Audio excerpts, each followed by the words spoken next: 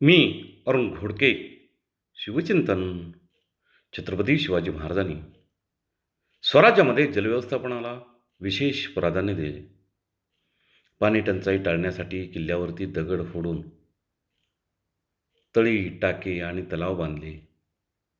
त्यामुळे वर्षभर पाणी पुरत असे. रायगडावरती कुशावर तलाव, गंगासागर तलाव, हत्ती तलावासारखे अनेक तलाव बांधले. दुर्ग बांधणीपूर्वी पाणी आहे की नाही याची तपासणी केली जात असे.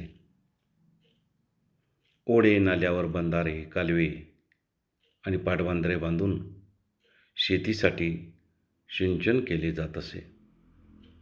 स्वराज्याच्या इसवी सन 1671-72च्या अंदाजपत्रकामध्ये 50,000 होणापैकी 20,000 होऊन केवळ तलावासाठी राखीव ठेवले होते, जे तत्कालीन परिस्थितीमध्ये अर्थव्यवस्थेच्या 40% होते.